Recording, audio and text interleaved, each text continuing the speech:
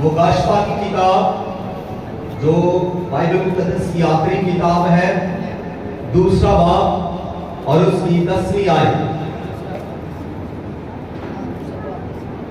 जो दुख तुझे सहने होंगे उनसे खौफ ना कर।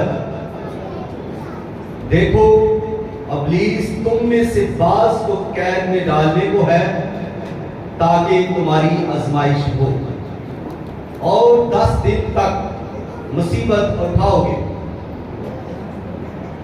जान देने तक भी वफादार है तो मैं तुझे जिंदगी का ताज दूंगा। आज की जो मरकजी आयत है, इसी आयत का आखिरी हिस्सा है, जान देने तक भी वफादार है तो मैं तुझे जिंदगी का ताज दूंगा। खुदावंद के कलाम के पढ़े सुने और कबूल किए जाने पर खुदावंद की कसरत के साथ बरकत हो। जिस सब कहें आमीन। अनवान, जो इसका अनवान है वो है जिंदगी का ताज। जिंदगी का ताज। खुदावंद यीशु मसीह कह रहे हैं कि जान देने तक वफादार रह तो मैं तुझे जिंदगी का ताज दूंगा। और खुदावंद यीशु मसीह ये वादा कर रहे हैं, तो जब वादा कर रहे हैं तो वो वादा पूरा भी करेंगे। उन्होंने जो कुछ फरमाया वो करके दिखाया, तो यहां पर जो वो वादा कर रहे हैं वो पूरा करेंगे। इसका दूसरा अनुमान जो है वो इस तरह से भी हो सकता है कि शहीदों को याद रखो, शहीदों को याद रखो। जिंदगी का ताज पाने के लिए मरना जरूरी है। दुखों से खुदा को जलाल मिलता है। अगर हमने जिंदगी का ताज पहनना है तो फिर कांटों का ताज पहनना भी जरूरी है। इसीलिए खुदावंद यीशु मसीह ने पहले से फरमा दिया। मत्ती की अंजील और उसका 10वां बाब 21वीं आयत के अंदर खुदावंद यीशु मसीह ने फरमाया कि भाई को भाई कत्ल करवाने के लिए हवाले करेगा, बेटे को बाप और बेटे माँ बाप के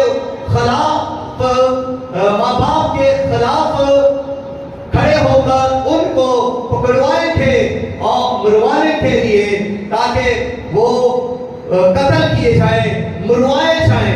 फिर इसी बाप की यानी 10वें बाप की 26वीं आयत के अंदर भी खुदावंद यीशु मसीह पहले से फरमा रहे हैं, जो बदन को कत्ल करते हैं और रूह को कत्ल नहीं कर सकते, उनसे ना डरो, बल्कि उससे डरो जो रूह और बदन दोनों को जहन्नम में हिलाक कर सकता है।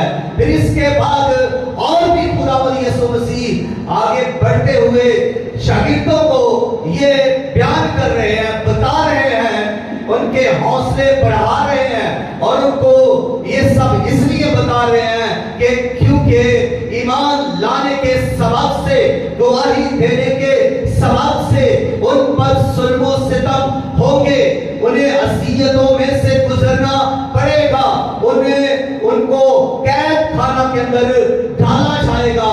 तो इसलिए उनको पहले से खुदावंद यीशु मसीह बाप खबर कर रहे हैं और फिर ये कह रहे हैं कि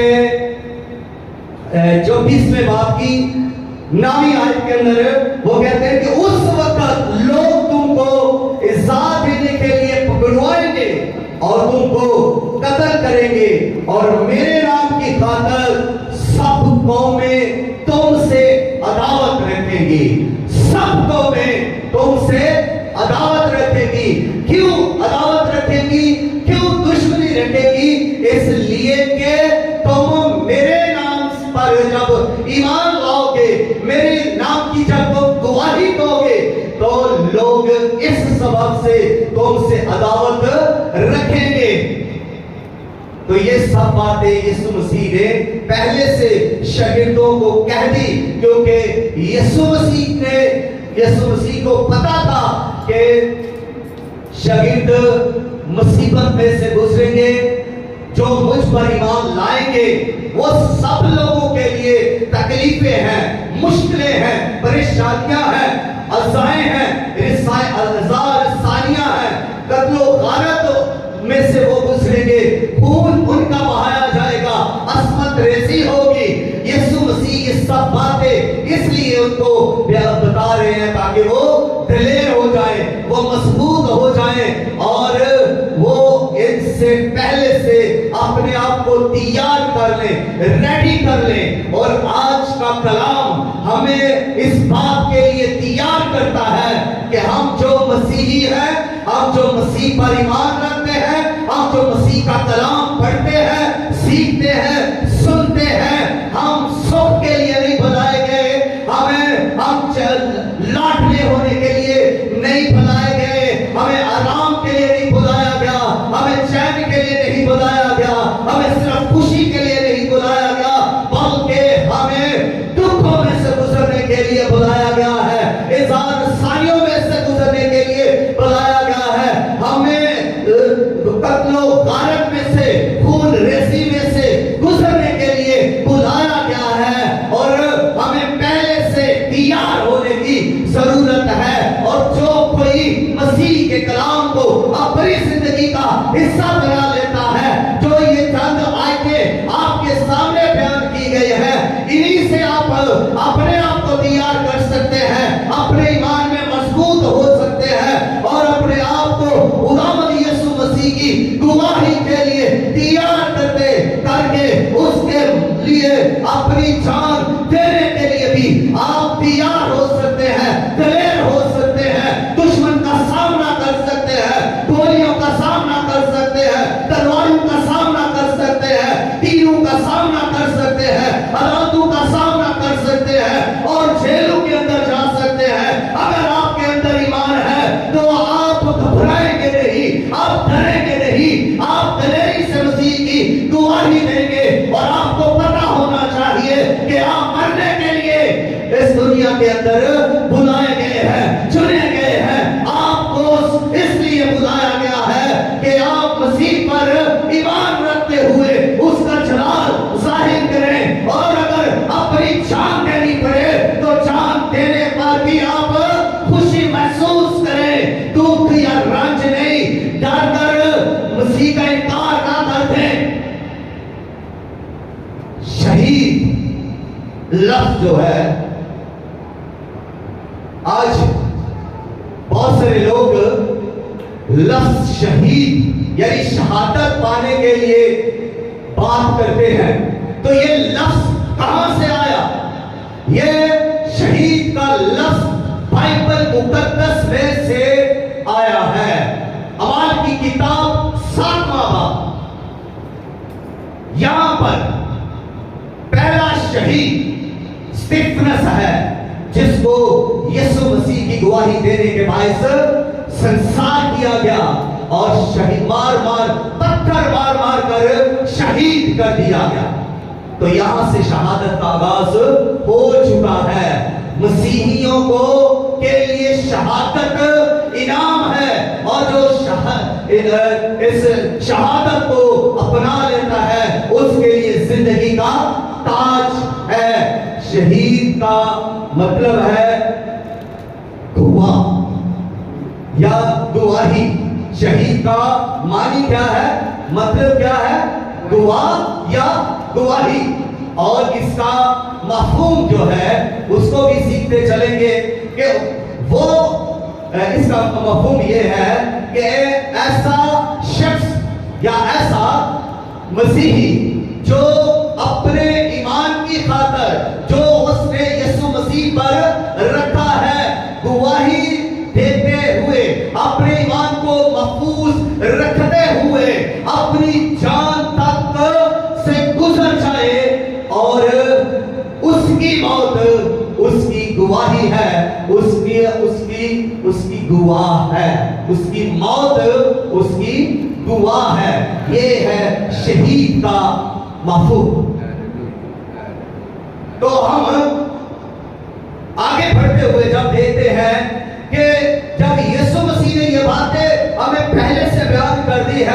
तो जैसे ही हम पहली 3 सदियों का मुतालिया करते हैं, इब्तदाई 3 सदियां, यानी यीशु मसीह के मर जाने के बाद और जिंदा हो जाने के बाद और फिर आसमान पर उठाए जाने के बाद, यानी सन 33 के बाद मसीहियों पर जुल्म सितम की इंतहा हो गई।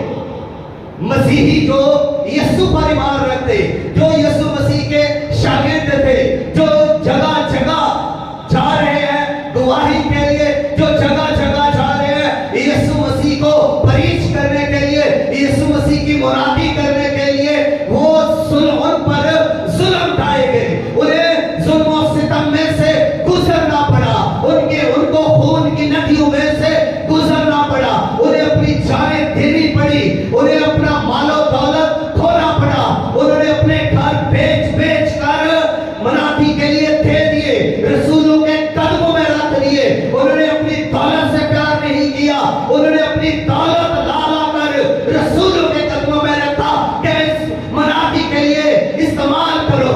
उन्होंने अपनी जानें दे दी, उनकी बेटियों की इज्जतें तार तार हुई, उनकी बहनों की इज्जतें तार तार हुई और उनके बच्चे मारे गए, उन्हें आग में डाला गया, उन्हें जंजीरों में बांधा गया, उनको खालों के अंदर, जानवरों की खालों के अंदर डालकर सीकर शेरों के आगे डाला गया और उन्हें मोमबत्ती की तरह जला दिया गया, उन्हें अदालतों में घसीटा गया, उन्हें पत्थर मारे गए और तरह तरह से उन्हें दम किया गया, उन्हें सिताया गया, उन्हें मारा गया और वो बिखर गए और वो यरूशलेम से बाहर बिखर गए, वो यहूदिया में चले गए, वो सामरिया में चले गए और यहां से आगे बढ़ते हुए वो जमीन की इंतहा तक चले गए। मसीह की गवाही देने की खातिर वो जमीन की हदों तक पहुंच गए, लेकिन उन्होंने अपनी जानों की परवाह ना की, उन्होंने अपने ईमान को महफूज रखा, उन्होंने मसीहियत के साथ खेला नहीं है, उन्होंने अपने ईमान के साथ खेला नहीं है, उन्होंने मसीह को जलाल दिया, मसीह को बदनाम नहीं किया। उन्होंने अगर मसीह पर ईमान रखा है तो फिर उन्होंने अपनी जान तक देने के तक भी वो मसीह के साथ वफादार रहे हैं। उन्होंने मसीह के उस कौल को पूरा किया कि जान देने तक भी वफादार रहे तो मैं तुझे जिंदगी का ताज दूंगा, और वो जिंदगी के आखिरी सांस तक मसीह के होकर रहे। और आज हम जो जिंदा कलीसिया है, आज जो इस दौर की कलीसिया है, इसको भी उनके नक्शे कदम पर चलने की जरूरत है। आज हमें भी अपने आप में कुछ ईमान पैदा करने की जरूरत है। आज हमें भी अपना सब कुछ मसीह के लिए देने की जरूरत है। आज हमें भी अपने आप को, अपने घराने को मसीह के कदमों में रखने की जरूरत है और किसी चीज का दरेक नहीं करना, चाहे जान देने तक की भी नौबत आ जाए, खून बहाने की भी नौबत आ जाए, अपना माल देने की जरूरत पड़ जाए, अपना घर छोड़ने की भी जरूरत पड़ जाए, मसीह के लिए घरों तक को छोड़ दे, जायदादों तक को छोड़ दे, बच्चों तक को छोड़ दे, मसीह के हवाले कर दे।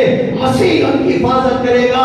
और अगर मसीह के लिए बच्चे मारे भी जाते हैं, बहनें मारी भी जाती है, भाई मारे भी जाते हैं, और हम अगर मसीह के लिए मारे भी जाते हैं तो भी हमारा अजर है, हमारा इनाम है और वो जिंदगी का ताज है। हम मसीह के साथ होंगे। जिस तरह पहला शहीद स्टीफनस सन 34 के अंदर शहीद हो गया और उससे जब वो गवाही दे रहा है, वो रुल से मामूर था और वो कलाम की बातें कर रहा है, वो मसीह की बातें कर रहा है, वो मसीह के बारे में बता रहा है कि यीशु मसीह वो है जिसको तुमने सलीब पर मसलूब कर दिया और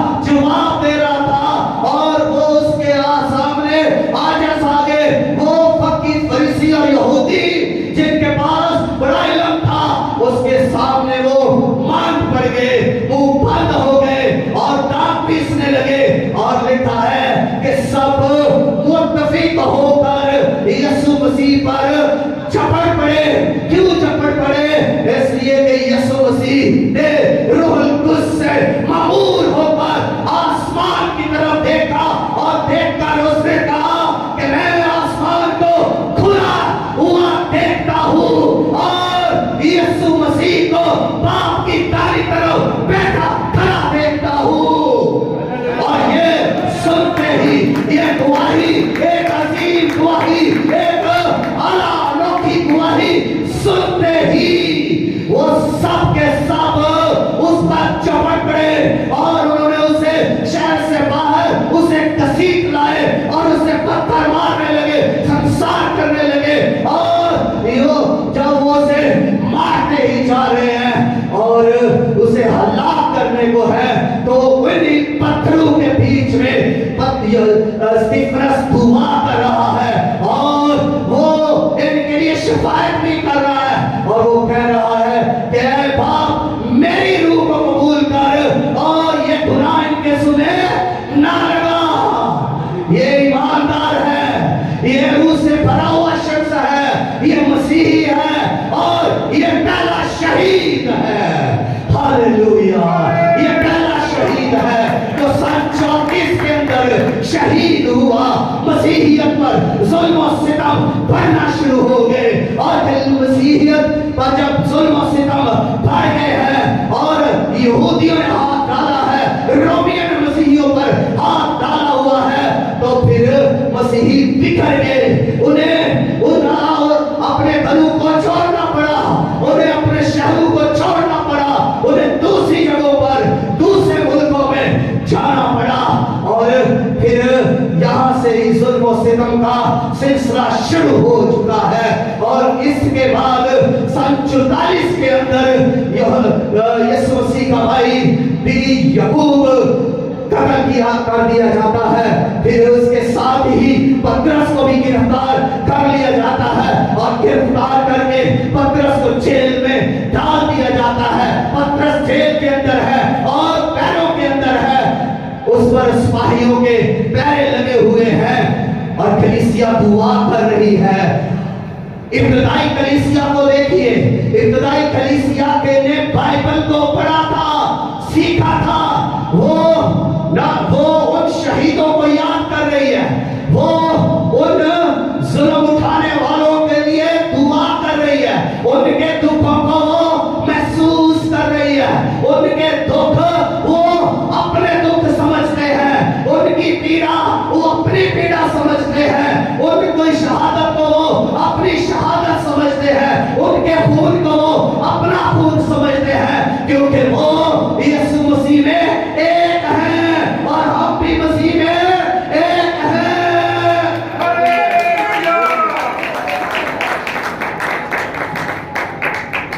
जो एक है वो नारा लगाए, जो मसीह में एक है। आंटी जी के साथ वो नारा लगाए जो मसीह में एक है।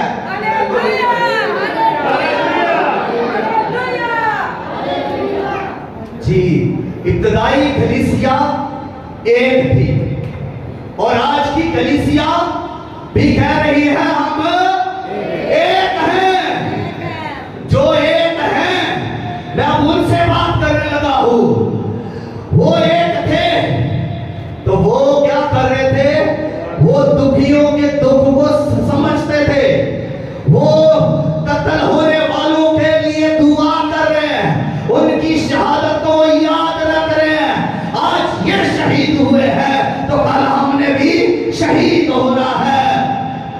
लेकिन आज की कलीसिया क्या इस दुख को समझती है? अगर हमारा कोई बहन भाई दुख से गुजर रहा है, क्या हम उसके दुख को महसूस कर रहे हैं? अगर आज हमारा कोई बहन भाई जो मसीह में है, अगर वो जरूरतमंद है, क्या हम उसकी जरूरत को समझते हैं? अगर आज हमारा बहन भाई जो मसीह पर ईमान रखता है, अगर उसको कैद में डाल दिया गया है, तो क्या हम ये महसूस करते हैं कि हम उसके साथ कैद में हैं? जिस तरह वो कैद में मुशक्कत उठा रहा है, दुख उठा रहा है, क्या हम भी दुख उठा रहे हैं, मुशक्कत में हैं, कैद में हैं?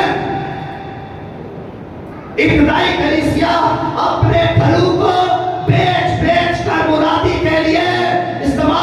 संपत्ति, अपनी दौलत, अपने खेत, अपना जो कुछ भी था मसीह के लिए दे देते थे।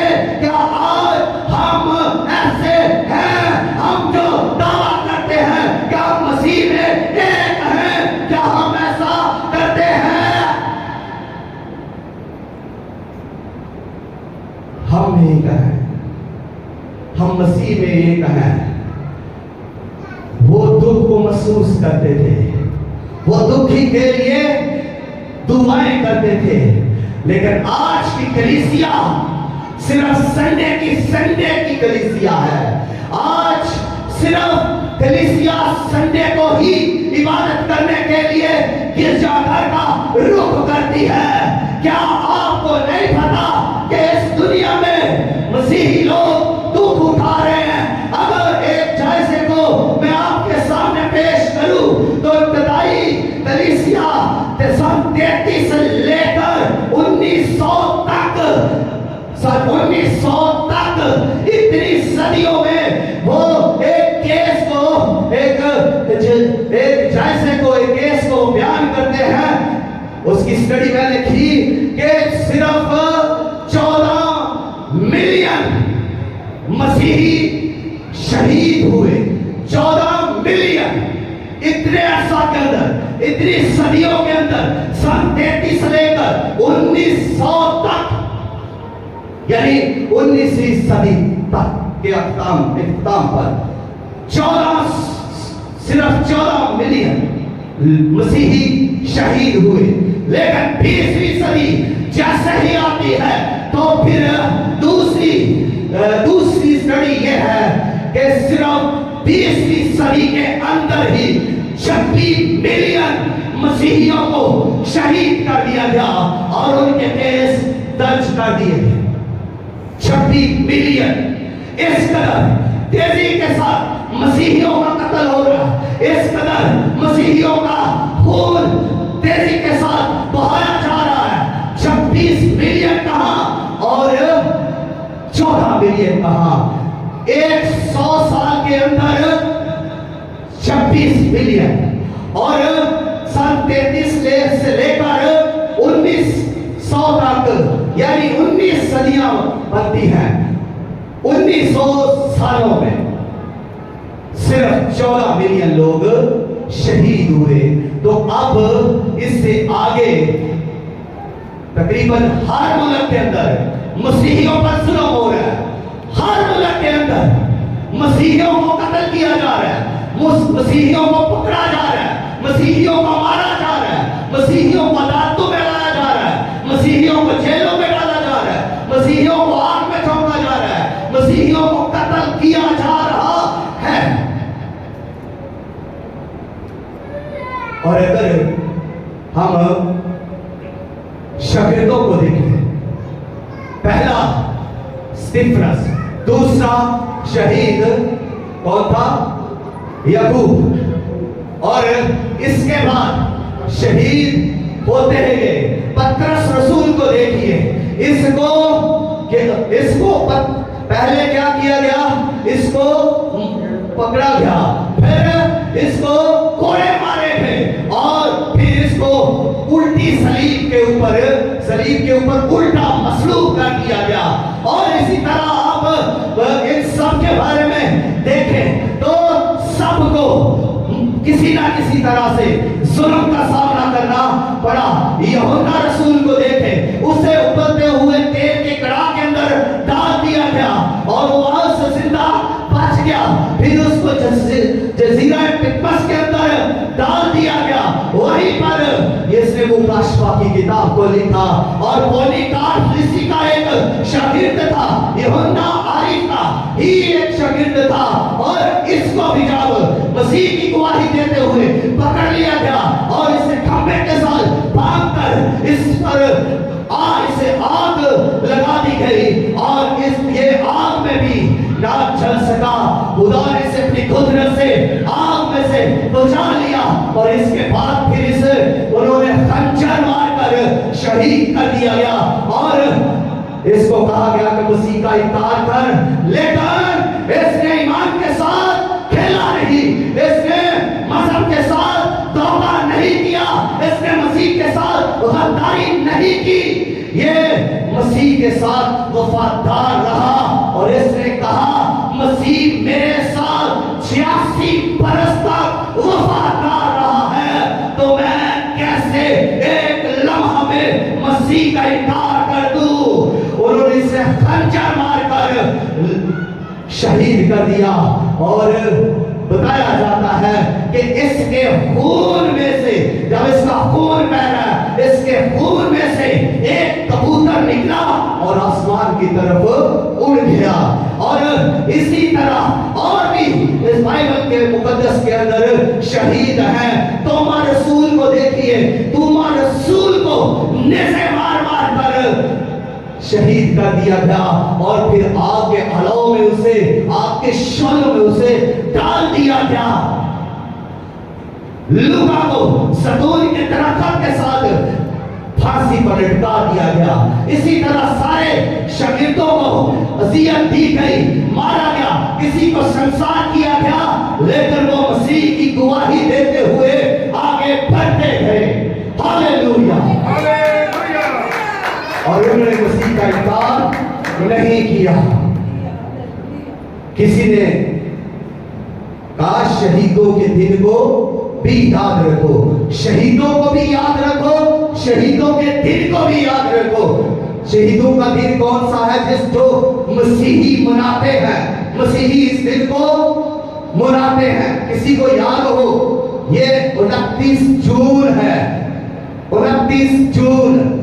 इसी तारीख में पौलुस रसूल को का भी सर कलम कर दिया गया, उसे भी शहीद कर दिया गया रोम के अंदर। और इसी दिन को 29 जून को मसीही ये दिन शहीदों के नाम करते हैं, शहीदों को याद करते हैं, शहीदों के लिए दुआएं करते हैं, शहीदों को याद रखते हैं। जब शहीदों को याद करते हैं तो ईमान की मजबूती होती है। जब वो शहीदों की शहादत को याद करते हैं तो उनके अंदर ईमान का जज्बा पैदा होता है और वो भी मसीह के लिए मरने के लिए अपने आप को तैयार करते हैं, क्योंकि वो शहीदों को याद कर रहे हैं। इसलिए जो कोई शहीदों को याद करता है, मसीही शहीदों को याद करते हैं, उनके अंदर शहादत पाने का जज्बा होता है, उनके अंदर मसीह की गवाही देने का जज्बा होता है, उनके अंदर मसीह के लिए मरने का भी, दुख उठाने का भी, मार खाने का भी जज्बा होता है। और जो शहीदों को याद नहीं करते वो ऐसा जज्बा नहीं करते, वो तो गाफिल है, खुद डरे हुए हैं। अगर दलेरी पानी है तो इन शहीदों को याद रखो, पतरस को याद रखो, तोमा को याद रखो, तद्दी को याद रखो, बरतलमाई को याद रखो, जिसको जिंदा हालत में ही जिसकी खाल को उधेड़ दिया और फिर मसलूब किया गया।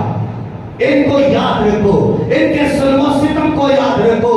और रोमी हुकूमत के अंदर इब्तदाई 3 सदियों के अंदर जो सजाएं 10 मुंतखब की गई थी, उनके बारे में भी जरा मैं थोड़ा सा आपको बयान करूं कि रोमियों ने जो 10 सजाएं मसीहियों के लिए मुकर्रर की वो कौन कौन सी थी, उनमें से चंद एक मैं आपके सामने रखता हूं। वो मसीहियों को तरह तरह से सताने लगे, वो मसीहियों को तरह तरह से इज़ार सारी देने लगे, वो मसीहियों को तरह तरह से जुल्म और सितम करने लगे।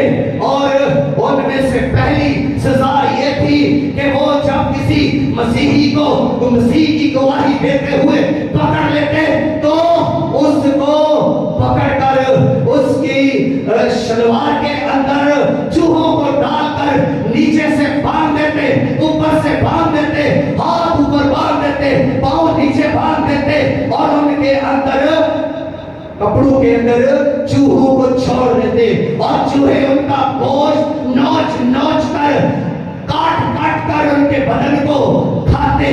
और इस तरह मसीही तड़प तड़प जान दे देता।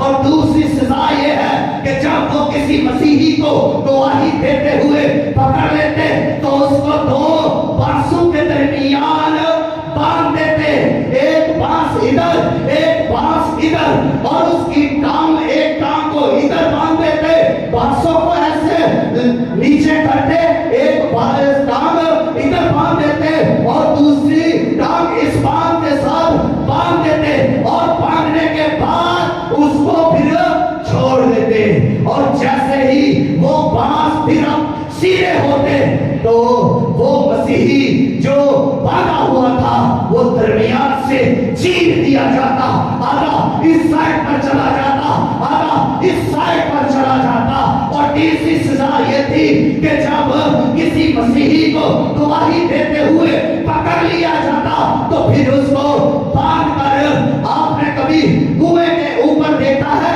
जो चरखड़ी चल रही होती है जिसके ऊपर वो पानी की एक होती है लाच सी, जिस जो चल रहा होता है पहिया, उस तरह का वो होता और उस वो गोल होता, उसके ऊपर उस शख्स को बांध देते, उल्टा वो इस तरह से बांध देते, इस तरह से मुंह ऊपर होता सर नीचे होता और उसको बांध देते उसके ऊपर खलाई में, और उसे पहाड़ के ऊपर जाकर उसको छोड़ देते, और वो जब उसे ऊपर से छोड़ते वो पहिए की तरह नीचे घूमता हुआ आता, और नीचे आते आते उस मसीही का ना पता चलता मुंह का, ना नाक का, ना माथे का, ना हाथों का, ना बदन का, पिस जाता वो बदन, खून हो जाता वो बदन, हड्डियां टूट जाती, इतनी बुलंदी से जब उसको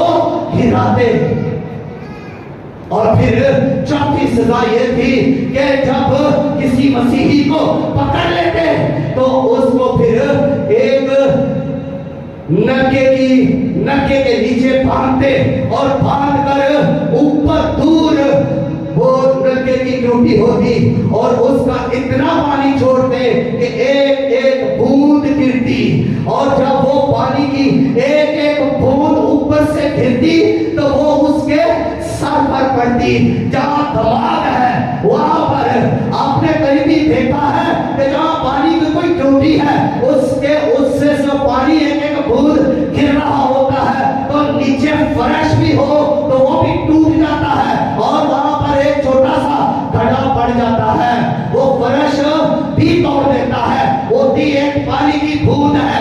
ऐसे वो पानी गिरता और उस शख्स के जो मसीही है, जो गवाही के देते हुए पकड़ा गया है, रोमी सजा भुगत रहा है, उसके सर पर वो एक एक बूंद गिरती और मांस को उधेड़ देती और टोया पड़ जाता, और वो शख्स मसीही सिस्कियां ले लेकर वहां पर तड़प तड़प कर जान दे देता, मर जाता, वो शहादत पा जाता।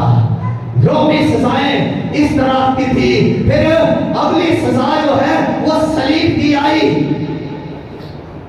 संसारिक भी उसी की है, उसी रोमी सजाओं में से सजा है कि जो मसीही पकड़ा जाता गवाही के लिए उसको पत्थर मार मार कर हिलाक कर देते थे, और फिर अगली सजा ये है कि उसको आग की तरह, उसको मोमबत्ती की तरह जला देते, उसको बांधते, स्टेडियम के अंदर बांध देते, और फिर उसको आग तारकोल उस पर डालकर उसे आग लगा देते, और वो जलता रहता, वो जलता रहता, और जल जल कर वो मर जाता, मोमबत्ती की तरह वो पिघल जाता।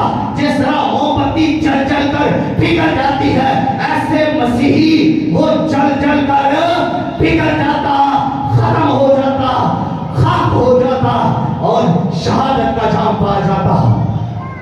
और फिर जो आखिरी और सजा है सलीब की, ये मसीह के आने से पहले ही जो है ये मुकर्रर कर दी गई। रोमी सजाओं में से ये एक सजा है। लोग एक्स तरह की सलीब बनाते, एक्स तरह की, एक्स तरह की सलीब बनाते। ये पहली सलीब थी जिस पर सजा दी जाती। फिर जमा के निशान की तरह सलीब आई, ये इस पर फिर सजा देने लगे। फिर टी की शक्ल में सलीब आई और ऊपर से डंडा नहीं होता था, टी की शक्ल की सलीब आई, उस पर सजा देते थे। फिर यीशु मसीह के दाव आने तक ये सलीब इस तरह की सलीब बन गई और इस पर यीशु मसीह को मसलूब किया गया। और फिर जो शहीद हो रहे थे, जिनको मसलूब किया जा रहा था, उनको फिर इसी सलीब के ऊपर मसलूब किया गया था। ये है रोमियों के जुल्म सितम की सजाएं। रोमियों ने मसीहियों के लिए सजाओं को मुकर्रर कर दिया। ये इसलिए था कि वो मसीहियों पर जुल्म करना चाहते थे, सितम करना चाहते थे, उन्हें आजाद देना चाहते थे। और उनका मकसद क्या था कि मसीहियों को कत्ल कर दे और उनके ईमान को तबाह कर दे। जो ईमान उन्होंने मसीह के लिए पाया है, उस ईमान को तबाह कर दे। लेकिन उनसे ज्यादा ताकतवर फसल खुदा का था। उनकी सजाओं से ज्यादा ताकतवर फसल, मजबूत फसल खुदा का था। वो जितने कट घटाना चाहते थे, मसीही उतने ज्यादा बढ़ते गए। और वो ये कह रहे थे कि तुम जितना हमें घटाओगे, हम उतना ज्यादा बढ़ेंगे। और वो नारा ये लगा रहे थे कि मसीहियों का, शहीदों का खून जो है वो मसीहियत का बीज है। शहीदों का खून, जी बोलिए, शहीदों का खून मसीहियत का बीज है। तुम हमें गिटाओगे लेकिन हम भरेंगे। और देखिए, यहूदी और रोमी मसीहियत को सफाई हस्ती से मिटाना चाहते थे, लेकिन खुदा की कुदरत देखिए, मसीहियों ने रोम पर ही कब्जा कर लिया। रोम पर ही मसीहियों का कब्जा हो गया। और यूरोप और अमेरिका और दीगर मुल्क आज मसीही मुल्क के नाम से कहलाते हैं। हर तरफ वहां पर मसीहियों का कब्जा हो गया। हालेलुया। वो मिटाना चाहते थे लेकिन हम बढ़ रहे हैं। Hallelujah, hallelujah. अगर हमने जिंदगी का ताज पाना है तो इन शहीदों को याद रखें, और अगर दलेरी पानी है तो इन शहीदों को याद रखें, इनकी शहादत को, इनकी गवाही को याद रखें। मसीह के इस कलाम को भी याद रखें, मसीह के इस वादा को भी याद रखें कि जान तेरे तक वफादार है तो मैं तुझे जिंदगी का ताज दूंगा।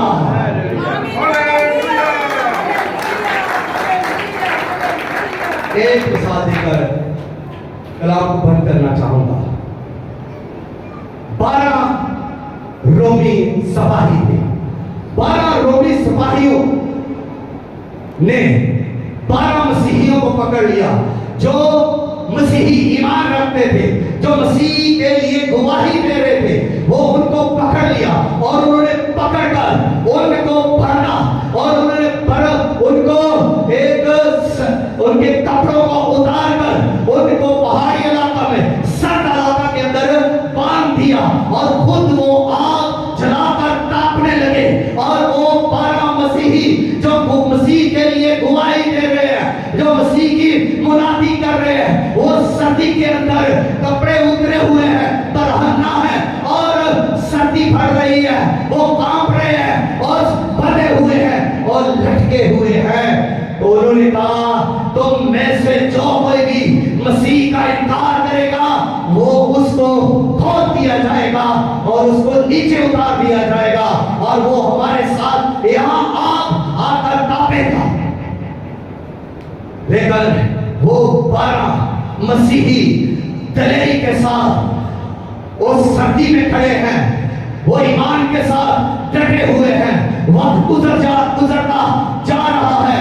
उनमें से एक कमजोर मसीही था, वो डर गया, वो हालात से डर गया, वो मौत से डर गया, वो सर्दी से डर गया। उसने कहा मुझे उतार दो, मैं मरना नहीं चाहता, मैं मसीह का इनकार करता हूं, मुझे उतार दो। और उसी घड़ी जब उसको उतारने लगे तो एक रोमी सवारी पर जाहिर हुआ कि मसीह ताज, जिंदगी का ताज लेकर आ रहा है। उसने फौरन कहा इसने इनकार किया है, ये बेवकूफ है, इसने इनकार किया है, ये जाहिल है, इसने इनकार किया है, ये बुज़दिल है, इसने मसीहियत का मजाक उड़ाया है, इसने मसीह का गद्दार है, इसकी जगह मुझे बांध दो, ये बेवकूफ है, इसने जिंदगी के ताज को लेने से इनकार कर दिया है। मसीह इसके लिए जिंदगी का ताज लेकर आ रहा है, लेकर ये इस बेवकूफ ने उस जिंदगी के ताज को छोड़ दिया। घड़ी पल और ये इस सजा को सह न सका। मैंने मसीह को देखा है तो वो जिंदगी का ताज इनके लिए लेकर आ रहा है। मुझे इसकी जगह फौरन बांध दो, मैं मसीह के लिए मरना चाहता हूं और मैं ये शहादत जाम पाकर वो जिंदगी का ताज लेना चाहता हूं। अगर आज आप भी मसीह के साथ जीना चाहते हैं तो उसके लिए मरना जरूरी है। अगर आप मसीह के साथ जवान पाना चाहते हैं तो उसके लिए दुख उठाना जरूरी है। मसीह की गवाही देने के लिए मौत तक भी जाना पड़ सकता है। दलेर रहे, ईमान में मजबूत रहे और मजहब से ना खेले, ईमान पर डटे रहे, अरे रहे। इस ईमान में बरकत है, इस ईमान में कुदरत है, इस ईमान में मसीह है, इस ईमान में रूह कुद्स जुम्बश कर रहा है और इस ईमान के अंदर खुदा की बादशाही के दरवाजे खुले हैं। जिसके पास ये ईमान है उसके लिए जिंदगी का ताज है, उसके लिए आसमान की बादशाही है। जिसके पास ये ईमान है उसके लिए बरकतें, नेमतें, नूर, निजात, रहाई, आजादी, छुटकारा, हमेशा की जिंदगी है। और मसीह ने कहा जान देने तक वफादार है तो मैं तुझे जिंदगी का ताज दूंगा। हालेलुया।